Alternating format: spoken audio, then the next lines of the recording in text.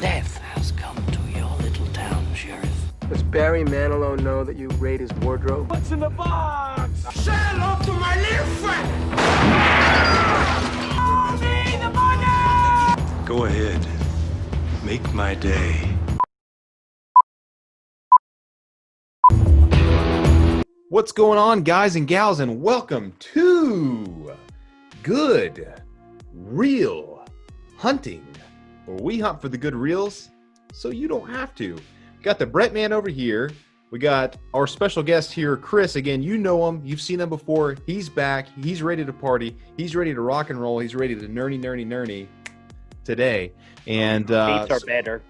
What's that? Beefs are better. Yes. So what we're doing today, ladies and gents, is we're going to be talking The Shining. It's a Beers with the Bros episode. We all have our beverages here, and we are just going to talk freely, no structure, no control about The Shining. Even Brett, he's over here drinking freaking Irish cream. Jamaican rum cream. So first thing I want to point out to you guys is that we have the Super Bowl champions, the Chiefs, over here, and then Chris, if you pay attention to Chris's attire, he's rocking the 49ers, which we're opposing units in the Super Bowl. So let's get into that. What do you guys think of? Yeah, the one where we kicked your ass in the last 10 minutes of the game. No, we're not going to. I don't really want to talk about it. I mean, I don't blame you. It was rigged. I mean, I'll say that much, and then I'll just, slide that across the table and just let it sit there and simmer, because that's what I do appreciate Richard Sherman working on his, social distancing, the 6 feet apart from Sammy Watkins. I will say there was a couple of times that Richard Sherman was put on skates. Yes. Yeah, but that's just because of his old age. Can't keep up with the boys anymore. There was that. I just had to point that out because I noticed their apparel. I know Brett's excited about the championship. He's got his hat on. He never wears hats, ladies and gentlemen, but he is today. Hey, Chiefs had a big win today. Like just to when we filmed this episode against the Panthers. So you see what you all did to us? We are so depleted now that half the team is on. I'm not even gonna. No, you got me talking football, dude. I'm upset about why are we talking football? We gotta get into The Shining. That's right, dude. Get this out of here. You poisoned the well. Okay, so we're going to be talking the original 1980 Stanley Kubrick classic. We have the miniseries. We'll get into that down the road. I'm sure we will. But today we're talking Kubrick, okay? And which is his own vision of a movie. We're going to talk about that. We're going to talk a little bit about Dr. Sleep. So let's get into... With Mike Flanagan. Yes, by Mike Flanagan. Let's get into the Shining, ladies and gentlemen. Again, this is Beers with the Bros. It's very low key, just having a conversation. We're gonna get into Shining more detail down the road. It's one of my favorite movies of all time. But we just kind of wanted to talk about it. So let's give us your thoughts, guys. Chris, you're our guest, so you first. Oh yeah. Shining, I don't know if it's one of my favorites of all time, but I definitely think that it's up there for me. But I remember whenever I was a kid, man, it scared the shit out of me. I watched it with I don't think that was a grandma movie, although there were several that I had to watch endure with her that were very uncomfortable. I don't think that was one of them. That's beside the point. It was very scary. You remember the axe coming through the door, man? Absolutely. Whenever I was a kid, man, I was over there shitting my pants. I'm like, oh God. But I went several years without seeing it again. I don't think it was until I was in film school that I actually had to go back and rewatch it. And so I go back and rewatch it, and I was like, this is awesome. This is great. Mm-hmm. Yeah. Same thought. Nothing else quite like it. It's just such it's one of those weird horror movies where it's not like over the top in your face. It's very subtle. It's very moody. It's psychological. That's a good word, moody. Mm. Well, it's the cinematography for the time, man. The fucking mountain and that opening shot. The opening sequence where the credits roll. It's great. That's what I was going to get into with the cinematography. I know we'll kind of get into the story and stuff, obviously, but the cinematography. While you mentioned that, you watch it. I've watched it a couple. I had the opportunity of seeing this movie in theaters last year. They came out. They showed it. They showed it in theaters prior to Dr. Sleep coming out. It was it might have been my favorite theater experience of all time, just because of how iconic this movie is. But as a part of that, I really observed the cinematography and how beautiful it was. Every shot in this hotel is perfectly there's perfect symmetry. When you're walking down the corridors and everything, and Jack's in his little typing room. I mean, the room is so symmetrical. It's beautiful. It's absolutely beautiful. And everything like in the ballroom and all those shots, like if you guys haven't noticed it before, next time you watch it, just look for the symmetrical shots that Kubrick threw in there, which he's iconic for that. I mean, Clockwork Orange is the same thing. But they're absolutely iconic shots. It looks amazing. Like every time I get sucked into what he's putting on camera. And we'll get in more into that. But Brett, what are do you have anything else to say there, Chris? Yeah, or Chris.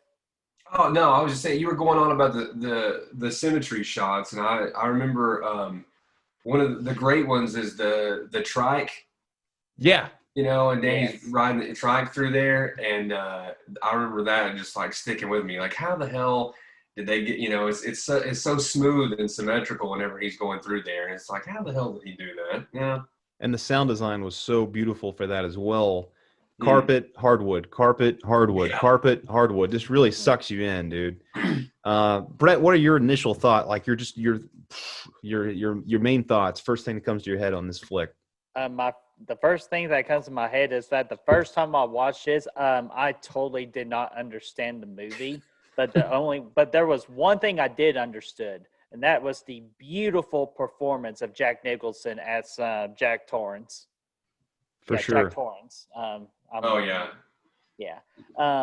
It was like the greatest, one of the greatest acting jobs I've ever seen. Just to see Jack, wants to work on his work, cares about his family, or trying, because you learn later on he is doing a little bit of alcoholism, and trying to, get back to normal. But of course, that big old hotel had other plans for him. And just to see him throughout, just slowly just going into madness, and just to see that display for the amazing third act was just amazing. And I'm jealous of Brad actually get to saw that in theaters, because I feel like I would have enjoyed it more at theaters for this particular film. And the second time I watched it, I understood it more just because I was in preparation for Dr. Sleep. And I loved it. Brad hit it best. The cinematography was just amazingly, especially for a 1980 film, super impressive. And of course, the freaking the score and the soundtrack, as Chris pointed out, very moody, just makes you very uncomfortable. And they knew exactly when to play them, just to either just to get the scene, just the tight atmosphere, just to make you uncomfortable, just not knowing what's going on. But yeah, The Shining, one of the greatest classics, and I have The Shining way up there in my top horror movies of all time. Same, and it's a recent addition to my top. It might be top 5, definitely top 10. It's my second favorite horror movie of all time, behind Halloween. And I think it's so. What I like, it didn't jump that high until recently. It was that movie theater experience, because the theater experience really put it over the top for me. It really put it over the top for me. For me, so just kind of in a nutshell, I read the book. I saw the movie as a kid. No big deal. Okay, I was a kid. I didn't really know what was going on either. Read the book, okay, and then I saw the movie again after reading the book. And, it's probably 15 years ago or so. I was a little put off by how different it is from the book the first time I saw the movie, and I'm like, this sucks. Okay, the book was way better. And then, I learned to kind of separate that. The books normally are, too, that the books are better than the movie. Rarely you see a movie be better than the book. Exactly. And I kind of separated that and then rewatched it again a few years ago, and I didn't actually think it sucked. I was just like, I like the book more. But then, I went back, I watched it again, separated it from the book, and I'm like, this is a freaking masterpiece. And the cinematography is a big part of that. Jack Torrance, Jack Nicholson, his performance is a big part of that. Shelley freaking Duvall, dude. She was great in there. Danny, ugly ass teeth, but gosh almighty. So that for me, once I saw it in theater, and then kind of it's a yearly staple for me. For sure, every October it's something I'm watching. I absolutely love it. Freaking phenomenal stuff. some of the best cinematography and atmosphere out there. And the story I loved. Of course, that is credit to Stephen King. Even though Kubrick went his own direction with the story, but it's still, obviously it's the same roots. Stephen King hated the movie. He does, and I understand why, because it's not what he wrote in the slightest. And we'll get into that. But we'll kind of jump out. Obviously starting off, the movie it really kind of sucks you in from the beginning, okay? They're driving in. He goes out there. He goes out there for the interview. The interview is an iconic scene. He's talking to the interview guy. Cool scene, great scene. It kind of sets up the mystery of the hotel and stuff. Oh yeah, our last caretaker freaking offed himself, killed his 2 daughters, offed himself. Kind of a low-key thing. And then you get the freaking, they're driving in, and it plays the freaking iconic sound. Burn, dun, dun, dun, dun, Yeah, that dun, beautiful sound. dun. You know what I'm talking about? It's beautiful. They're driving in, great cinematography. And then they arrive at the hotel. So opening, where are we at, guys? What do you guys think about the opening so far here? Yeah, the opening again was great because again, just that amazing rendition of that score that you just did really again set the tone of the movie. And just like, okay, this is going to be dark, but nothing dark's happened yet. So what am I about to get myself into? When we're learning about the mother and Danny, because Danny plays a good part of this movie too, with the little whatever the hell that is. Gosh almighty. Yeah. So, but yeah, that was the part that confused me the most about the entire movie, like what that is. But again, it sucks you in, like it gets you interested, it gets you invested into these characters very easily. And the mother, which Shelley Duvall. Yeah, Wendy. Yeah. You automatically like her automatically, even though you really feel like she just needs to go see the damn dentist, because it distracted me for a moment until I actually got to know the character and just like I'm on her side and what she's been through. And so, and yeah, when they were driving in and got that beautiful shot, great stuff, like very good opening and very good first act. I agree.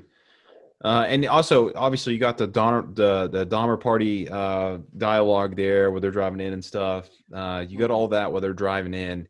Very cool. You get to meet the characters. Chris, what do you think about that opening? From kind of like where you start with the interview to the point they arrive at the hotel with the iconic drive-in scene. In the house with Wendy and Danny. And that too. Yeah, I think it's really, for me personally, it's almost the same as taking a Viagra. If I wanted to be in a certain position, it would either be take a Viagra or watch the first little bit of The Shining. They're both going to get me to the same place. I think it's great, man. I think it's a fantastic way to open. Just everything about that sequence is very iconic, I think, and it's also strange because inside the car when they're driving, they're having the Donner Party discussion and stuff. It feels like you're meeting the characters and it feels very claustrophobic, and then it sort of opens up, and then as they're driving, you see all this, like the really wide shots, the aerial photography and shit like that. And I always thought that was kind of a cool contrast to start it with. And then, it kind of is like, you always feel uneasy about it. Oh, yeah. Like the whole time, he's always just kind of like, well, they fucking hate each other. Like he's always like, he's never really like 2 feet on the ground. Like he's always like in his head or something. It's okay, Wendy. He saw it on the television. Yeah. See, Wendy, he saw it on the television. Yeah, dude, he's always just like, and then poor Shelley Duvall. When we were talking about her, I always say that's one of the most authentic performances ever, because Kubrick was absolutely terrifying her terrorizing her the entire time, dude. I don't know if you guys have ever seen hell. Behind the scenes stuff, but he was like torturing her throughout the entire movie. So I think that's her performance is very authentic throughout. But I think the opening is everything about it is iconic. Like that's the way you do it, Yeah, I agree, and that's to me.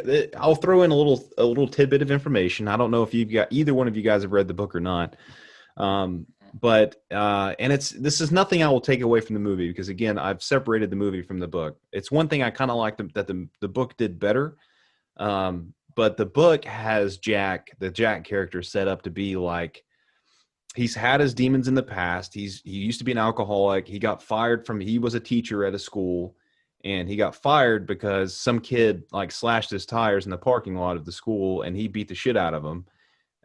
So he had anger problems. He was an alcoholic. He had his demons. But now at this point, going into the hotel, the intro of this movie, he's a normal guy who's had demons in the past that he's defeated. And he's kind of somebody you can pull for. Okay. He's kind of the main character of the book, I mean, obviously. And like, whereas in the movie, the Stanley Kubrick version of this, he's kind of, you can tell from the beginning he's kind of batshit crazy already. Whereas that's what a lot of the people had a problem with about the movie. Yeah. Whereas in the book, he's a normal guy. He's had problems. You can tell like in his past, he's had anger issues, but he's kind of surpassed those. He's been sober for a while. He's trying to better his life and he's completely kind of normal. When it comes to going to the hotel and things like that, like there's no weird ass, like he's not talking about the Dahmer party and stuff like that or the Donner party. He's a normal guy. They're going out there and there's a little bit more exposition in the book about prior to going to the hotel. And he's just like, you can tell it kind of goes into where he hurt Danny more when he grabbed his arm and kind of dislocated this thing or he broke his arm. It kind of goes more into that. How it was kind of just more of him being drunk, plus the addition of anger issues. Like you can kind of there's more leading up to going to the hotel in the book where you can kind of understand the Jack character a little bit more. So I think I like that part of the book more. I don't necessarily take it away from the movie because it's his own thing. Right. And he was going with his own vision in that. But that's just a little tidbit of information for those of you who have not read the book. I think Jack he's had his problems in the past and he's really trying to be a better person at this point, and he's not. He doesn't seem crazy at this point yet. He's just trying to better his life. But then they arrive at the hotel, and then they do the whole tour thing with Dick Halloran, and all that. So what do you guys think about this part where they meet Dick? They get the tour of the kitchen. We got green beans. We got tomatoes. We got he goes off. We got chicken. Want ice cream? You want ice cream, Doc? They go off on that for some time. And that's where we learn about The Shining and how, and again, also in the book, Tony is not fucking Tony, man. I've been sitting there racking my brain ever since Brett did that a minute ago. I was like, what is the finger's fucking name, dude? Yeah. Toby. Is it Toby or Tony? I think it's Tony. Tony, yeah. I think it's Tony, yeah. Tony he's not a finger boy in the book either. He's a rendition. He's essentially an imaginary friend that pops up, and later in the novel, it shows you that it's actually the future version of Danny that's kind of talking to him. So it's like it's an adult version of Danny that is it's like Ewan McGregor talking to him then. Yes, it would be Ewan McGregor talking to him. Yeah. Yeah. And the finger thing is not related at all. He just shows up and he's like, "Don't go to the hotel." For like the kid to help cope with it. Yeah, yeah. So that's kind of something Stanley threw in there. But either way, this is where we learn about The Shining, and you get the cool moments where Dick is talking to him virtually and stuff, and through the head. So what do you think? We get the introduction of Dick, and we get the original tour of the hotel. So what anything here that you guys want to stand out to you guys? Nothing really. Just the first time I met him, I thought like, well, what in the world? Like, is he just there to show him around? If any leaves, wasted of a character. And when he tries to explain the whole Tony thing, that's like, okay, well, he does serve a purpose, and he helps just put a little light onto the mystery of the Tony and just what Danny is going through. And I actually feel like it helps explain Dr. Sleep more than it does The Shining. But again, they probably didn't know what they had in that. And then once they knew, that's why they expanded upon that whole concept in Dr. Sleep. But no, Dick was a good character. I enjoyed him for what he was. He was phenomenal. Yeah, he was very phenomenal. Anything from that opening segment there, Chris, that you want to talk about where they meet Dick and they learn about The Shining? I don't think so, man. I mean, I agree with what you guys said. Dick's actually probably my favorite character. I thought that we should have seen a little bit more of him in The Shining, just because, just like Brett said, he kind of shows up at the beginning, and I always felt like he's really like the warmth, you know, like everything, all this crazy shit is going on. He's like the kind of warmth of the movie, you know what I mean? He's a good character, like he's inherently good, and you want to root for him. Excuse me, and so I always thought we needed to see a little bit more of him before, like, you know, because he's there in the beginning, and then you don't see him again until he's, you know, hanging out in Florida with those portraits of those huge tittied women above his bed, which is the only way to sleep, by the way. But before, you know, there's a huge gap there, and I think, and it's been 2 years now, I think, since I've watched The Shining, but if memory serves, there's a couple of flashes here and there, right, where he's kind of like getting a bad vibe.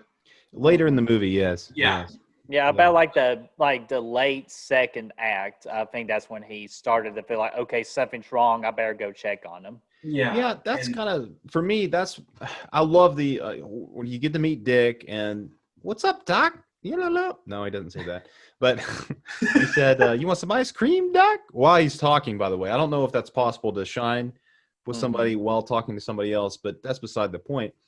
You get a cool scene there. I would like to see that a little bit more fleshed out in the movie, I think, with the Dick and Danny situation there. In the novel, it's more of a scene where they're talking to each other and you're kind of learning more about The Shining, and you get to learn more about Dick, and it goes on for some time in the novel and in the miniseries. It's a little bit longer. But then the one thing I don't like is it kind of cuts, and you kind of mentioned this already. You have the intro, everybody's there, they're getting the tour, and then it cuts like 4 months later or something like that, or maybe 4 weeks later. It's definitely some time later. I can't remember the exact number, but it just cuts it cuts very far down the future, and then like it kind of gets started. Now, again, the movie's already pretty long, so I get it. I mean, it's got to get to the good stuff, but it just kind of happens out of nowhere to where it kind of cuts several weeks down the future, and they've already been there for a few months. You know what I mean? Yeah, but then you get into the segment there where, you know, you can kind of see Jack going down a dark trail. He hasn't started talking to Lloyd yet or anything like that, the bartender. But it's kind of a segment there where, you know, I mean, some weird things kind of start to happen already. And you get some Shining segments there with Danny and whatnot, and I mean it's great shots too. This is kind of at this part of the movie is kind of where the tricycle thing starts to happen, and again we touched on that earlier. Phenomenal freaking cinematography and sound design. The sound design is just as important there, where he's riding carpet, hardwood, carpet, hardwood, carpet, hardwood, and this happens multiple times, and then eventually you know, you run into the segment with the twins there, which is one of the more iconic shots in the whole like film, and then horror in the horror like genre too. Yeah, and then you get the gory where they're all chopped up and there's blood everywhere, and then you get the blood elevators. Great job.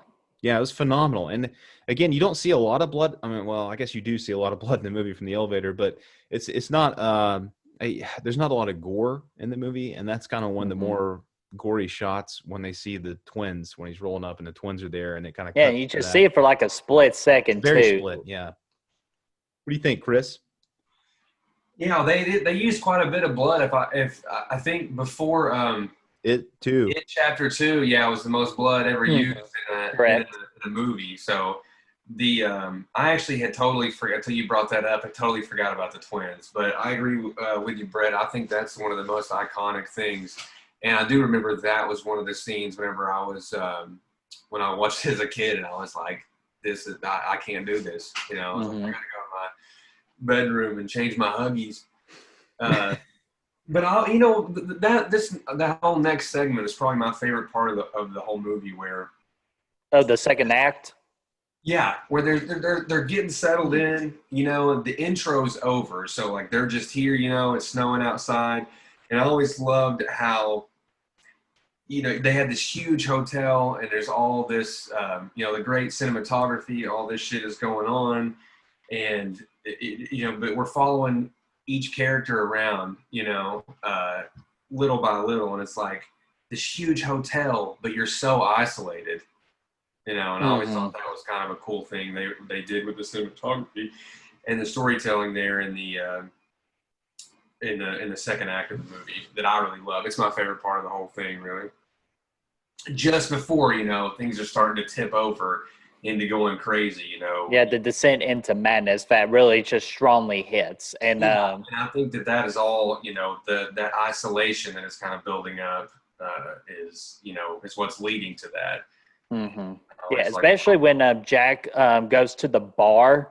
That's where I feel like really kicked it off with his decision into madness and just his and credit Jack Nicholson. What I always loved about his work as an actor is his facial expressions.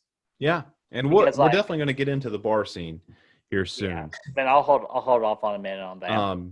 I wanted to kind of talk about some of the other things involved in The Shining. Kind of like there's a scene in there.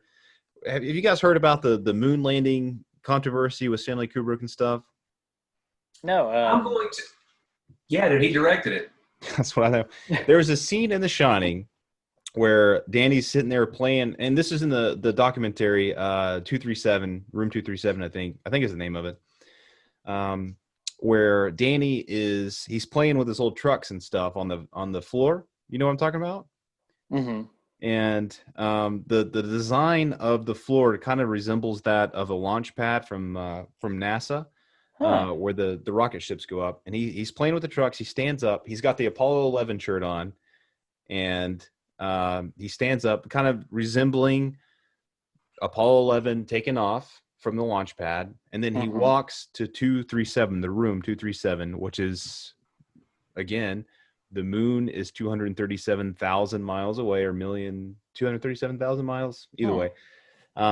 He walks to the room 237, and he goes in there. So that obviously kind of, okay, here's the launch pad, the rocket, he travels to the moon.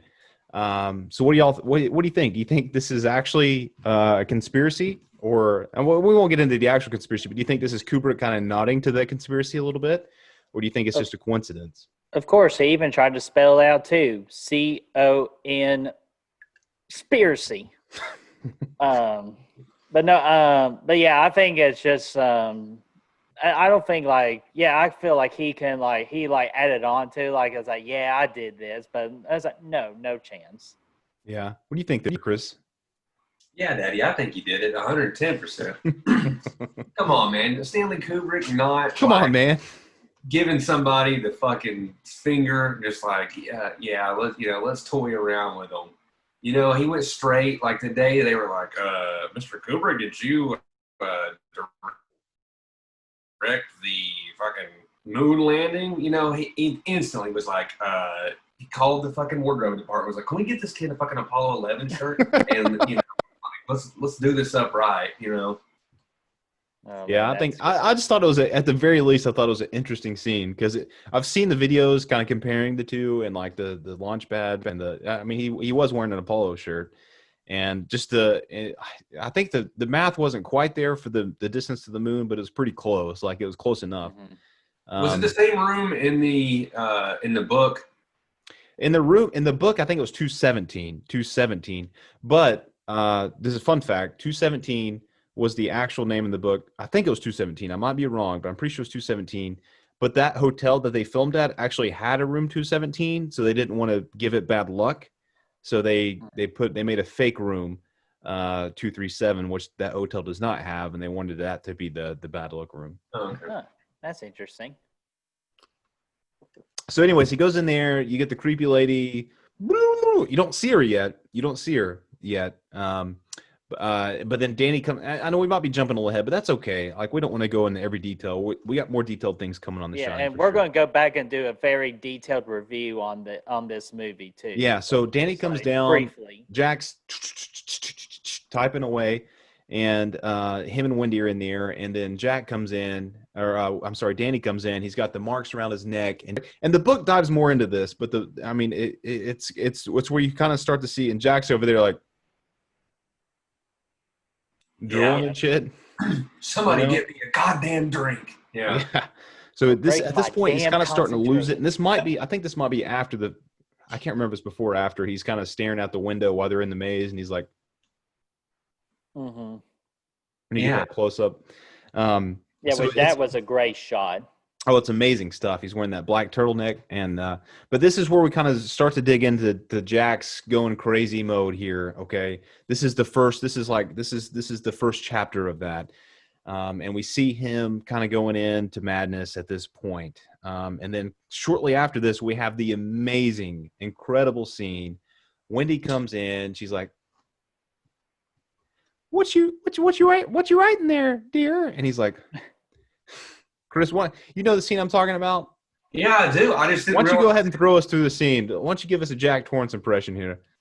I don't have one, dude. What I love, though, is you said that she comes walking in, and what it made me think of was you made it seem like it was John Travolta in Saturday Night Fever, like just walking in, like and, you know, she's got like a coat over her shoulder, and he's like, "What the fuck do you want, Wendy?" You know. That's pretty much it. Get the fuck, go ahead and get the fuck out of here. My concentration. Yeah. Yeah, I think that's what it is. I have to start all over again. Now, okay, well, I'll come back. I'll make a couple sandwiches and come back later, and then maybe you could read me some. Wendy, I don't want any goddamn sandwiches. Yeah, and wasn't that like a nod, or kind of like a little like nod too? Because like it's something like they kept on feeding Jack Nicholson throughout the entire movie, and he absolutely hates it. What is that? Catering? No, it's like a bologna sandwich, or it was something. Oh yeah. I have heard something. Movie. I have actually heard something about this. Yeah, go ahead, Brad. Go. I don't know. I think or save it for the third act. Yeah. But this is where you really, this is the first moment for sure where Jack has totally lost it. Like, he's like, she comes in there. She's like, "Hey, read me some of your story you're reading." And he's like, "You're breaking my concentration." And then like the whole thing, just go ahead and get the fuck out of here kind of thing. And she's like, "Okay." And then she leaves. And then like, this is where things really start to pick up from here on out. This is where things hit the fan. Jack goes back to the bar, and again, chronologically, guys, I don't know. I watched the movie not long ago, but I can't say for sure if chronologically we're speaking correctly. At this point, he goes to the bar, and now Brett, I know you wanted to talk about the bar scene a little bit, and both of you guys did. We got the. Well, right before we get into the bar scene, there's a scene. I think maybe even before like the lobby freak out, where he's sitting there and he's sitting on the bed, and in the mirror you can see him call to Danny, and that scene is so fucking uncomfortable because like the camera, it's like slowly zooming in, right? And the score that plays right there too is the creepy score that it's the strings, man. It's just like a bunch of violin players or something, like or cello players just like picking at the strings. It's the creepiest thing. But he's like, Danny walks over, sucking his thumb or whatever, and he's like, I've never heard you. And it's the most uncomfortable scene in the whole movie, outside of, watching Jack Nicholson fuck a corpse. It's hard to beat that, but this is a close second. And I just wanted to put that in there. I thought that was... Yeah, and that goes back to an earlier scene in the movie where one of the earlier scenes in one of your favorite parts where they're kind of building up, they get there, and Wendy brings him breakfast in the morning, and the whole scene is shot in the mirror, and he's sitting there eating his eggs, and he's like, I feel so familiar here. This place makes me so comfortable. And he's eating his eggs and stuff, you know what I mean? And he's like, I've never been happier. This place just makes me feel right at home. And it's kind of, and then later they kind of go back to the mirror shot where Danny comes in. There's symbolism there with the mirrors, but then like the after that revealed the true self of somebody. Exactly. Yes. The symbolism is there. And then, okay, you get back, he goes into the bar and he said, "God dang, I would give my damn soul for a drink right now." And then there's Lloyd. Pops up. Doesn't even charge him anything. I mean, even, what is a man supposed to do? If you're at an empty bar and all of a sudden a bartender appears, pours your favorite drink, and then says, "Hey, chief, you don't have to fucking pay." Your credit's here good. Your credit is good here, Mr. Torrance. Yeah.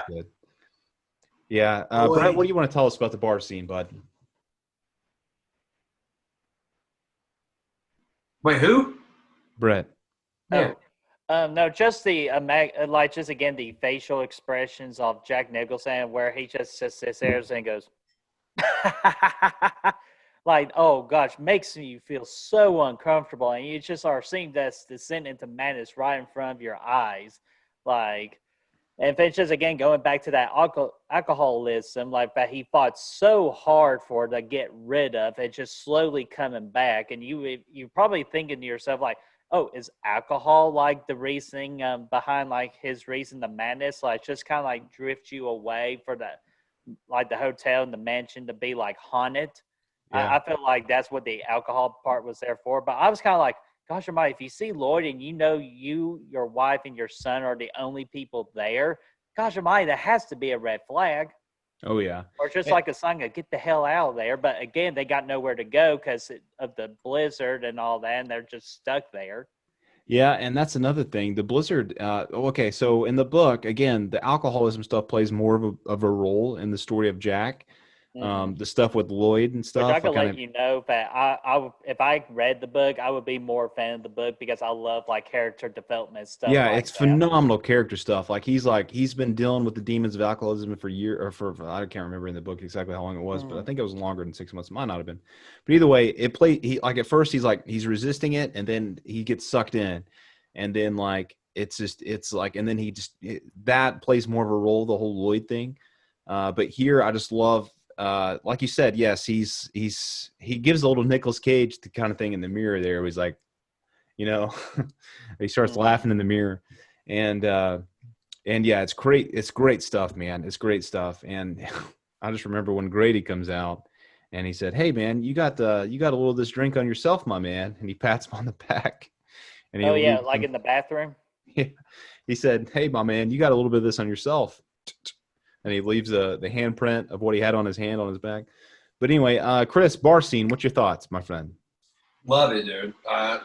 And whenever they did the re-release last year, was that last year? Or It was last year, yeah. Last year, yeah. When they did the 4K re-release right before Dr. Sleep, I caught that as well. And I forgot how powerful that scene actually is. So whenever that was one of the great moments for the theater experience, I thought was the bar scene. So I thought that was super badass. Also, the encounter with Grady in the bathroom, also one of those just like super intense, super uncomfortable moments. For sure. And even when he's talking to Lloyd at the bar, it's uncomfortable. He's talking about his family like they're nothing. He refers to Wendy as the sperm bank upstairs. And it's like, this guy is freaking, he's not a good dude. And again, in the book, he's more fleshed out. He's a better guy. He kind of gets drug into this a little bit more than he wants to. But in the movie, he's just, you can tell at that point, like this guy is just totally lost it. And it's, it's kind of brief in the movie, but you can tell a lot about his character from the bar scene and the bathroom scene. And again, the bathroom was absolutely beautifully shot. And with the orange and the white and all that stuff, it's phenomenal stuff. Like just really pops on screen. Like, yeah, great stuff. Yeah, and then you get into his descent in the madness after that, man, where he totally loses it, and the whole ending sequence there. Of course, there's more things going on. You got the blizzard, you got Wendy calling the forest rangers and things like that on the radio, and all that stuff. But that's just kind of setting the mood to make sure that these guys are stuck there. And you got a naked supermodel devolving into a fucking corpse, which I think. That would send you over the edge more than anything else. Like suddenly alcoholism has climbed back, onto your back. And then you get this supermodel here, DTF. And then all of a sudden you go in for a smooch and you fucking pull back and she's a bag of worms. So yeah, that's where Jack, he comes back down. He said, "Sign of that corpse, awesome." What about the body of her? No, I mean, like, just like the way that, like, they did, like, the makeup effects and all that. Oh, yeah, for the time, it was stunning. Yeah, to present her to be, like, creepy as all get out. Like, I feel like great job on the practical effects of whoever created that. Yeah, whenever, and the other scene earlier when Danny goes in there alone. Is that right? Danny goes in there Yeah, alone. he went there alone first, and then And Jack went in there. She's a corpse in the bathtub, and she rises up. Yeah, that was creepy as shit. And then when Jack goes back, she's a cool. You know what? And the biggest thing was, he really should have just stayed in there with her. All right, I feel like it's time to that go girl. into that third act. But let's get down to the nitty gritty. Let's talk about it. Okay, so he's lost it at this point, right? He's lost it. He's mad. Yeah, Wendy comes back. Wendy comes back to the room. It's daytime this time, and he has that great freaking, oh my gosh, phenomenal dialogue where he's talking about, oh, you think that maybe we should take him to a doctor? And like, it's just phenomenal stuff. You could tell he is totally gone at this point, 100% not himself, completely taken over at this point by everything that's going on. He has a little dream beforehand where he's like, I dreamed I killed you guys. But anyways, that's before that he was a fish. What's that? He had a dream that he was a fish. Oh, no, he had that dream that he killed everybody, but that's before. Anyway, yeah. Where he's laying there, like he's like a speculate, like he's way back, and he's like, yeah. But that's before this. Wendy comes in. They're sitting there, phenomenal stuff. You think maybe we should take him to the doctor? And all this, and they go up the stairwell, and she's got the bat. Get away from me! Get away from me! Oh, that Yeah, and she's holding it like a fucking klutz. She's holding it like halfway up. Well, gosh, on my, she was terrified, though, because like this is somebody that she's interacting with that she loves and had a child with. Exactly, like, and you know they shot the scene. I don't blame her for being that way. Like it's just like all nervous and all that. It's like, whoa, this is my husband. Like, why is he being like this? And you know they shot the scene like freaking hundreds of times. You know what I mean? Mm-hmm.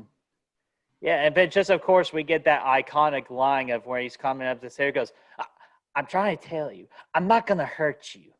I just want to bash your brains in. And just the way he delivers that line, just only Jack Nicholson can deliver that line. Oh, yeah. And the way. He gets clobbered. Yeah. And then he freaking stumbles down the stairs. And he lands down there. And then she drags his ass to the pantry, locks his ass in there. And then we get that other iconic shot of like where the camera's on the floor staring up at Jack like, I can't do it on here, but like it's just of like him just banging on the door or just going just crazy. But just to have the camera down where they had to shoot that particular shot was just awesome.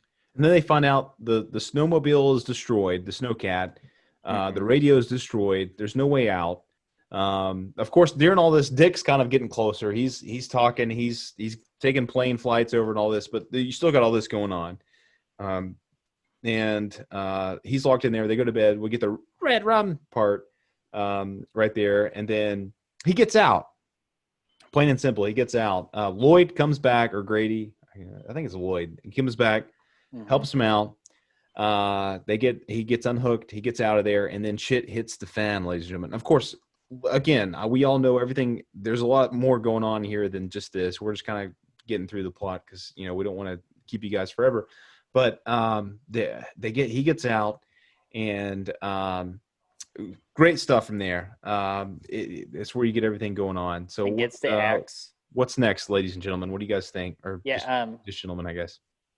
Yeah, you already know my thoughts on about just all this third act. Like just the beginning part of the third act, and we're about to get into the last part where I'll have more to go into. But Chris, what do you think about the beginning of the third act? I love it, man. I love it from the bar onward, which is what we were talking about earlier, where everything is so moody and it's kind of like a slow burn almost. It's moody. It's very atmospheric. It's really just putting you there. And I'm glad you used that word, a slow burn, because that's what the whole second act did is develop this slow burn, just like getting you anticipated, like ready for all this to be unloaded and just to collapse. And in the third act, it nailed it. It was worth the wait. Yeah, everything builds up, and then it's a very swift decline. You know, once she goes in and he's in the lobby, has his freak out moment, you know, and the bar scene, all this stuff goes hand in hand, and then I think, you know, the bat scene from that moment forward, it's all just like a straight shot down the well. He's fucking, you know, he's over it. He's crazy. And you know, I was thinking about, I forgot about you were talking about the scene where he's in the freezer, and between that, you know, and then not long after when he's banging in the fucking door with the axe, man, there's a lot of iconic shit in that third act. Really good stuff. Oh yeah. And kind of going back to the novel, in the novel, it's not an axe that's used; it's a croquet mallet that's used. It's a croquet, and he beats the shit out of everybody. So obviously, here in a second, Dick comes back. He gets axed. He's standing behind the pillar, and he freaking axes Dick. Oh yeah, sorry, I should brought that up. No, you're good. Dick dies behind the pillar. In the novel, Dick survives, and it's because he's got the croquet mallet. He beats the shit out of everybody. Wendy, Dick, he beats the shit out of him with the mallet, and he goes after Danny with the mallet. He busts in. So he Wendy died in the book? What's that? Wendy died in the book? No. He beats the shit out of Wendy and Dick, but they both survive with the mallet, and he kicks in the door with the mallet there, and he just kind of busts through it that way. Okay. And that's kind of, and then the towards the end of the book, he's chasing Danny with the mallet. After he beats the other two people, he's chasing him. He's got the mallet, his legs, you know, kind of, and then he busts in and all that. But that's kind of just a different kind of where the book alters a little bit with the weapon of choice from Jack. But I actually like in the movie the use of the axe. I think it makes it more scary. And killing off Dick, it's hard because I kind of like Dick surviving because it kind of sets up better for Dr. Sleep. Right. But because in the Dr. Sleep novel, Dick's still alive and he's talking to the Danny in real life. Whereas in the movie, you guys know he's a ghost. He's a rendition of himself there from that way. But yeah, so that to me is a little bit interesting, but I actually kind of like it in the movie better with the axe. I think that makes it more terrifying. He busts in the door and he comes in. Here's Johnny. Oh gosh, man, that's like the big like iconic scene in that entire movie. Yeah. Oh yeah. Was that line in the book? Or he goes like, little pig, let me in. It's been years since I've read it. Do what? It's been years since I've read it. I don't think the "Here's Johnny" line is in the book. I don't think. No, I don't think it was. Like I've always heard it wasn't. But I am pretty sure he busts through the door with the mallet. He breaks it down with the mallet, and he gets in there. But no, I agree with the axe choice just because like you don't get it immediately. You just get like little pieces at a time, and it builds the tension and it freaks Wendy out more and more and more. And the way that scene is shot, where it follows the axe, comes back, follows the axe, comes back, where he's swinging it, you know, in the hallway, and it's like it's back. And they do the same thing in Dr. Sleep. Flanagan follows it in Dr. Sleep. Where it just adds to it the intensity and stuff. It's awesome stuff, man. And it's mostly when he's out in the hallway, when he's getting through the main door to the hotel room. And it just follows the axe. It doesn't necessarily stay. It's not steady. It's following that. Very cool stuff. He gets in there. Wendy, a great scene through the bathroom door. Wendy slices him. Good effects. I mean, it's nothing crazy. But Danny goes for a little slide down the snow mountain, and then that's when Dick shows up prior to him getting killed via the axe. And then from there, it's all Danny. He sees the blowjob happen from the bear or the dog or the wolf or whatever that thing was. You know what I'm talking about? There was a BJ in the movie? There was a BJ in there. Oh, gosh. It happened. It was a part of the movie. She's running. Danny! And then she runs in, and there was the director of the hotel or whatever. He's in there getting the BJ from the other dude who's wearing the wolf costume, the bear costume. Oh! And it's playing that crazy music. And I don't know much about that scene. I don't know if you guys know anything about the symbolism there for that. But it was weird. I think it was just Kubrick saying that he accepts furries. Yeah, and sorry, what I was looking up real quick is back what I said earlier about like what helped Jack Nicholson like just played this crazy character. Was forced to eat cheese sandwiches, which he absolutely hates. Oh yeah, I remember. Yeah, which That's right. I Again, that's remember. just like dedication to your craft and like just to play the part that you were asked to play. Yes, It's a fucking bear. Yeah. Yeah, but I had to look it up, dude. Ultimately, this runs to where in the The maze. This thing goes on for a while. It turns into the maze where Danny tricks him out and he freezes to death. That's pretty much how it ends, and that's it's it. just him screaming in agony, going, Danny! Yeah, he's Danny. Yeah, and that's another new thing for the movie from the novel. The novel did not have the maze at all. They had some hedge animals out there that moved and stuff, and there was a good scene in the book. Well, I say scene, but there's a good moment in the book where the hedge animals kind of come to life, and it's a really scary scene. But there's no maze. There's no maze. At the end, Danny gets tracked down by Jack, and then Jack kind of comes to terms with himself, and he it's essentially the ending of Doctor Sleep. Spoiler alert if you haven't seen Doctor Sleep. It's kind of the ending of Doctor Sleep, but for Jack, where he's sitting there, he finally catches Danny, he busts in the door, and he's like, "Oh shit!" Danny kind of talks him out of it, and he's like, "Okay, I'm Jack." And in the novel, there's a whole big thing going on with the boiler room where Jack's got to release the steam from the boiler room every day, or otherwise the whole hotel will blow up. Essentially, is what it comes down to. And at the end, he kind of redeems himself. He catches up with Danny. Danny talks him out of it. This is in a nutshell. There's more to it, but Danny talks him out of it. And he's like, "Okay, Danny, you got to get out of here. I got something I got to do." He runs to the boiler room. He freaking shuts the steam valve, blows the whole hotel up, and it's over. He sacrifices himself. Danny and Wendy get away. It's a redemption period for Jack at the end, which is a totally different direction for the character to go than at the end of this, where he just dies in the freaking maze and he gets frozen. But again, it's essentially, I know you guys have both seen Dr. Sleep. It's the same kind of ending, but for Jack instead of Danny. Yeah. And The same dialogue too, I believe, right? I think it is the same dialogue and everything.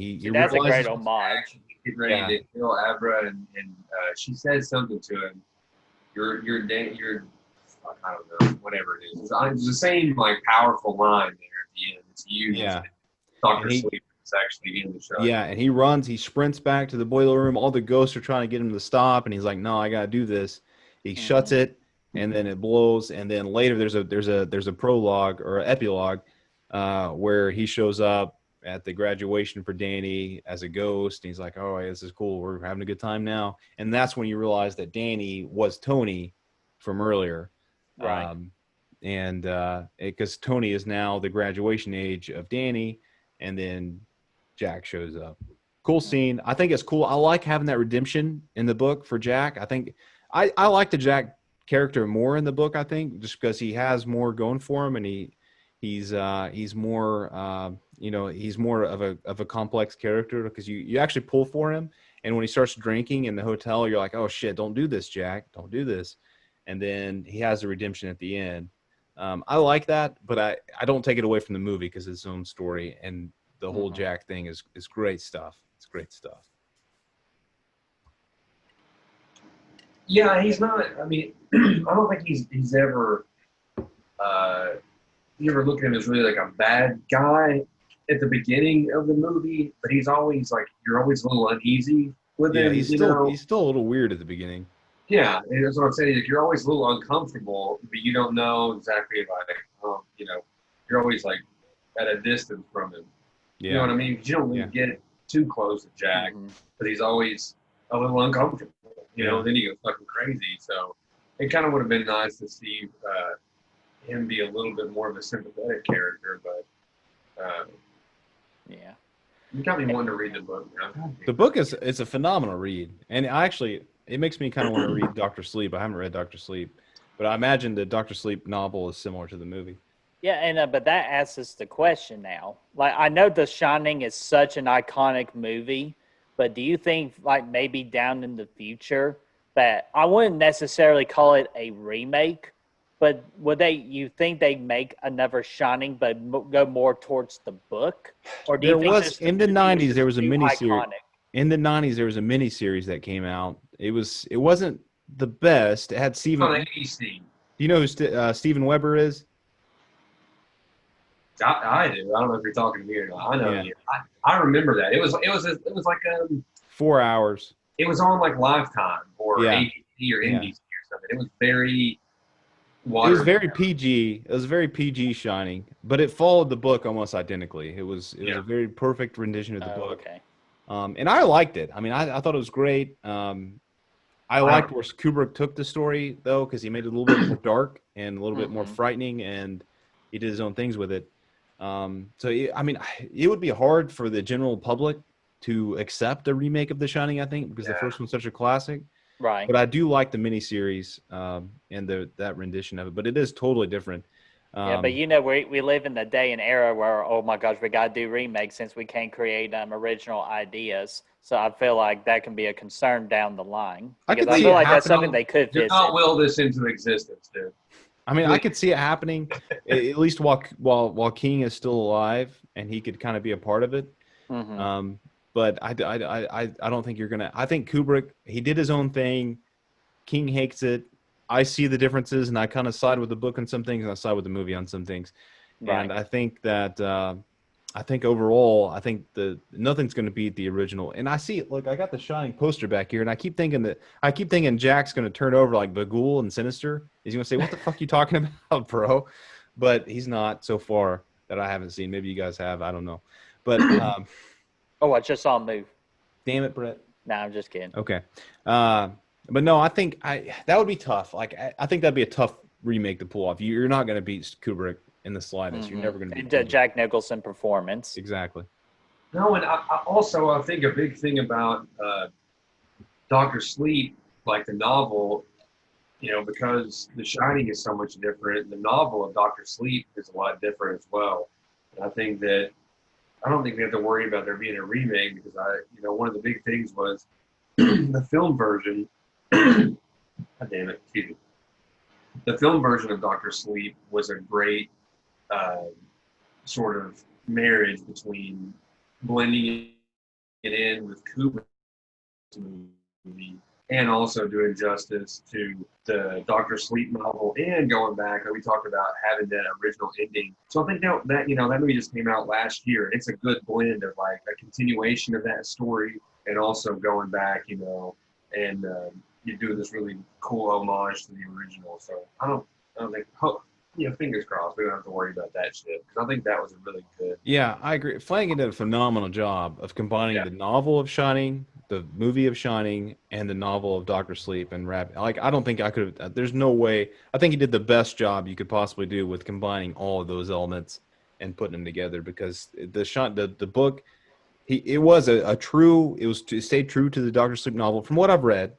I haven't read the novel, but it also respected the Stanley Kubrick movie and brought back a natural sequel to that as well.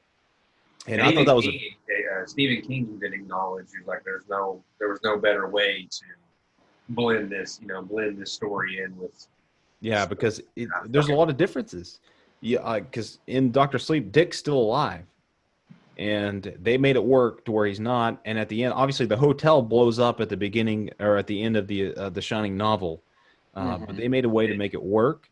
They go back at the end of the Dr. Sleep novel, from what I've read, to essentially the gravesite of the Overlook, to where it's all in shambles and stuff, and they kind of end it there. But in the novel, they or in the movie Dr. Sleep, they come back and to the hotel itself, and they recreate the ending of the novel, and with Danny, which is awesome stuff. Yeah. Yeah, And absolutely. I was just going to use that. You were talking about some of the characters being dead and things like that. Did you catch the director's cut of Dr. Sleep? No, I was going to watch. I got the 4K, that came in, and they didn't put the damn director's cut on 4K. It's only on the Blu-ray, which is fine. But I really 4K for this movie is something I really wanted to see because I thought it was shot beautifully, and I wanted to see it in the 4K. So I watched that. I have yet to see the director's cut of Dr. Sleep. I know they shot a lot of scenes recreating from the Shining movie that weren't. I heard the additional scenes were really good. Like they were directed very well. Yeah, I watched all the behind the scenes stuff for Doctor Sleep, and it was they shot the bathroom scene again. I think they do show in theatrical cut a little cut of that. They show the whole stairwell scene again. They show all that stuff they reshot, and a lot of that didn't end up in the final theatrical cut of Doctor Sleep. And I don't know if it's in the director's cut or not, but have you seen the director's cut? We'll get into that. I have, yeah. Badass or no? Yeah, and that's what you were talking about, the scene with Dick in the Shining novel, where it's more of like a explanatory kind of dialogue between Danny and Dick. I think that definitely there's a scene in Doctor Sleep toward the beginning where they're still in Florida, and Ewan McGregor comes out and he sits on the bench, and Dick comes and sits beside him. Or actually, no, that's wrong. He's still a kid. Right, and he comes over and sits down, and his mom comes out worried about him, right? Danny. Yeah, Danny. And so while he's sitting there, Dick comes out and sits down. It's a very short scene in the theatrical cut, but in the director's cut, I think they probably borrowed that from The Shining. It's a very long scene. There's a lot of like catching up on the past and things like that. And it's a really cool scene. That obviously they trimmed it for time, but it's a lot better than the director's cut. And I didn't know that until you were talking about that exposition. Yeah, it's definitely more fleshed out, and the Shining itself is more of a character in the book than it is in the movie. In the movie, it's kind of cut short a little bit. In the book, you kind of get that Shining aspect more fleshed out a little bit. And do y'all want to do like a quick star rating real quick? Like again, I know we're going to be doing me and Brad will be doing a detailed review of this movie to give you a better star rating, but just like right off the block, you want to do a star rating real quick? I'm game. All right. Well, I guess it should. And this is going to be pretty easy too. I'm giving The Shining a 5 out of 5. I agree. Yeah, I think that's what I gave it. I think was a 5 already. Yeah, I agree. It's a 5.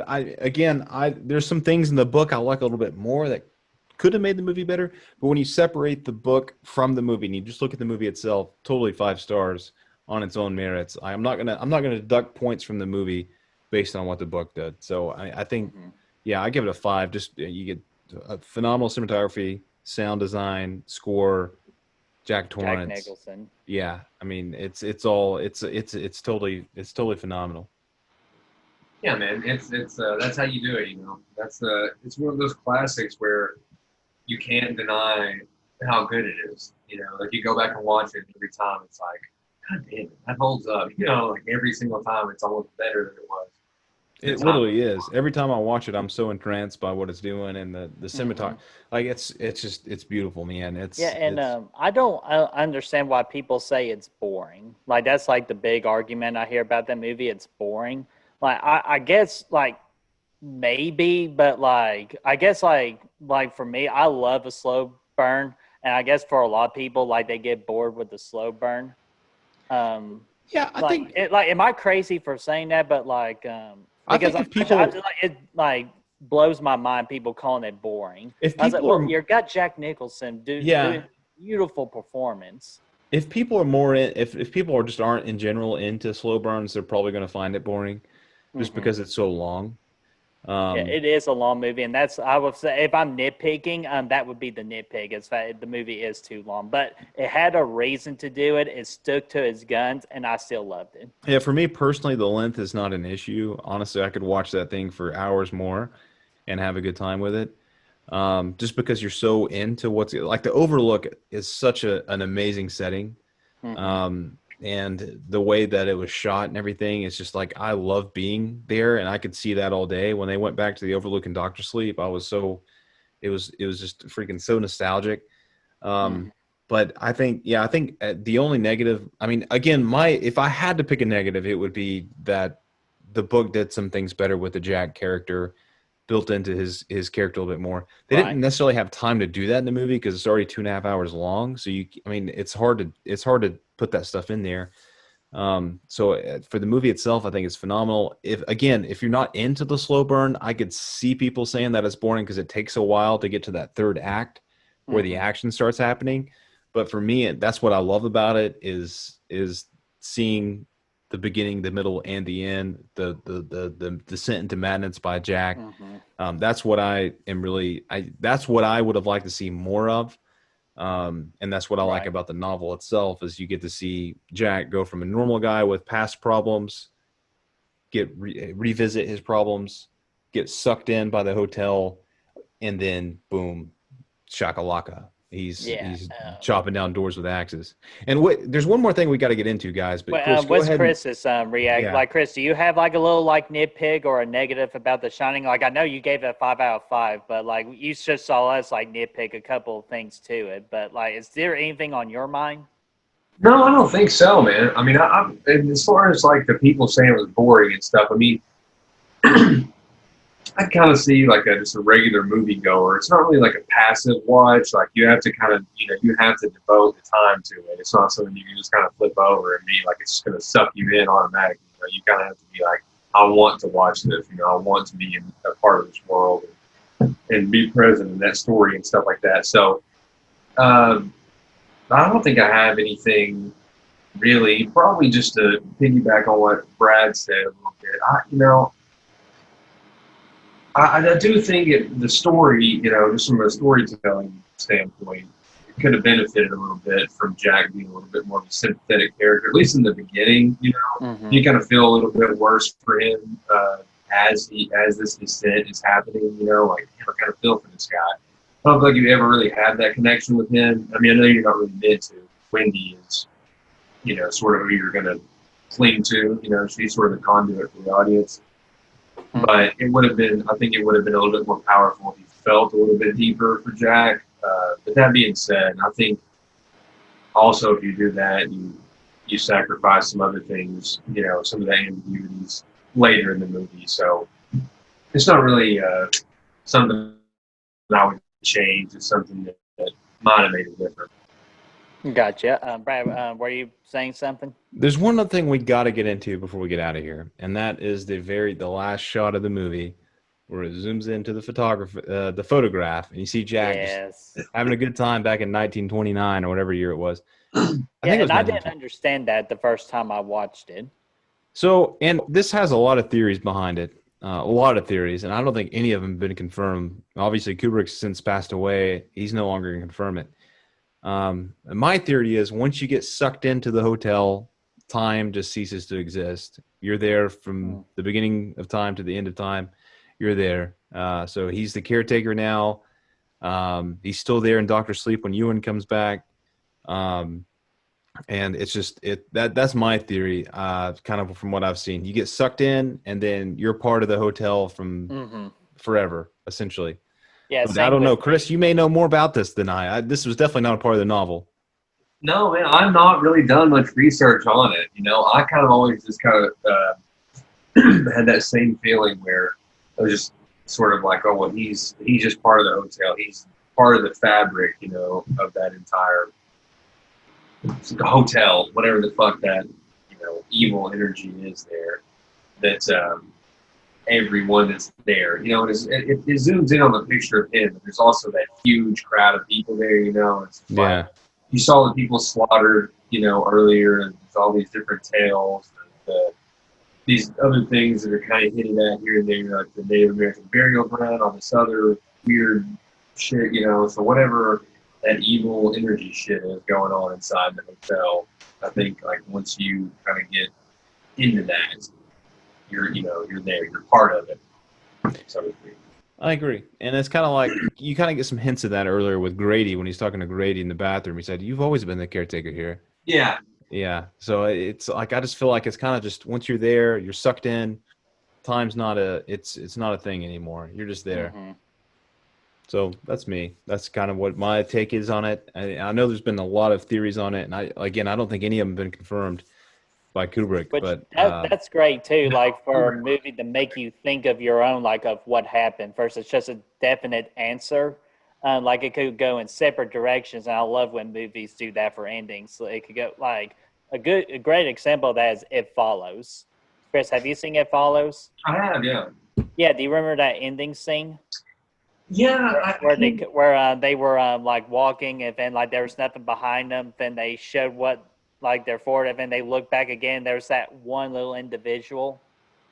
Yeah, it's like it's sort of like in the background walking. You don't know if it's like. Yeah, it makes you think of like, okay, is that the what do they call in the movie? Like I want to say it's not it because that's Pennywise.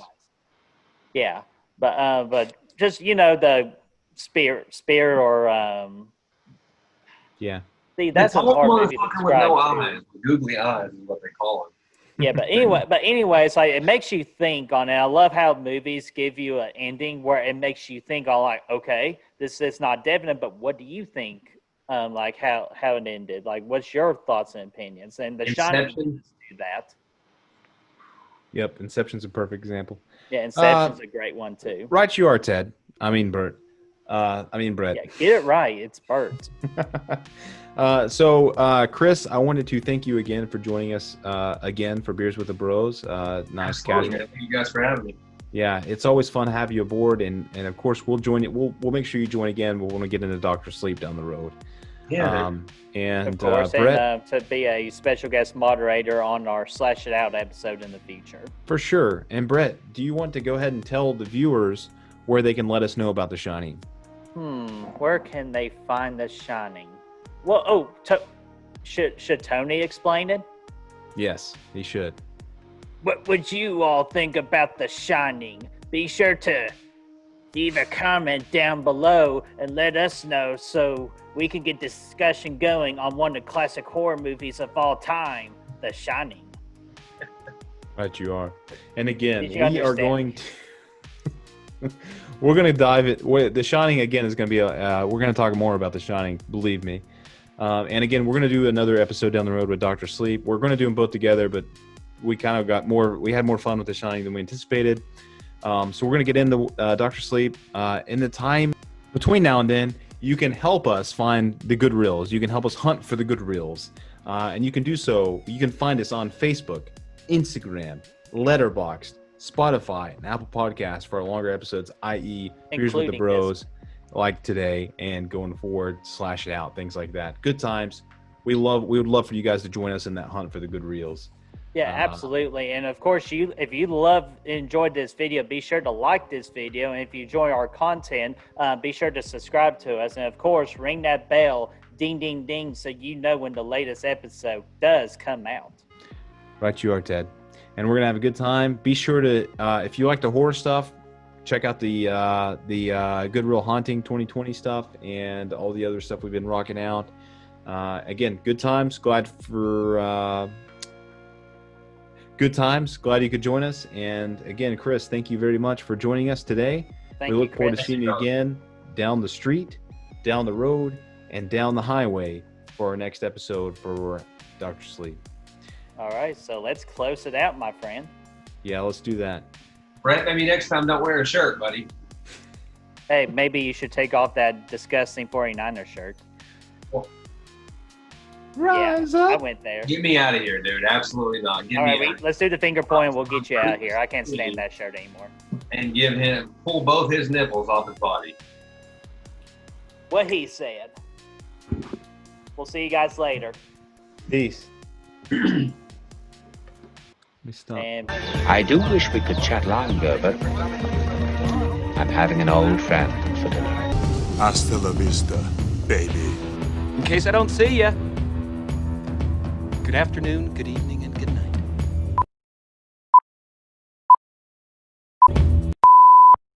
We're about to get started on the bar scene. We're going to get there, yeah. Yeah, I don't feel like it would be right if I didn't have a beer. Get you a beer, dude. I'm going to get one. I'll be right back. Nice shorts. Did you see my new wall art? what's in parentheses? What are you talking about, man? I had a wedgie. Let me get a refill too, bro. Just a man and his thoughts. I remember watching it for the first time whenever I was a kid. Yeah. We said yeah. I saw it fucking go out of here. Can you still hear me? I can hear you. I Hear can you, see. but, I got the timeout signal. In the time between now and then, go ahead. You can help us join. You can join us in the hunt for the good reels. Yes, you can help us. You can join us and help us hunt for good reels. I'm sorry, dude.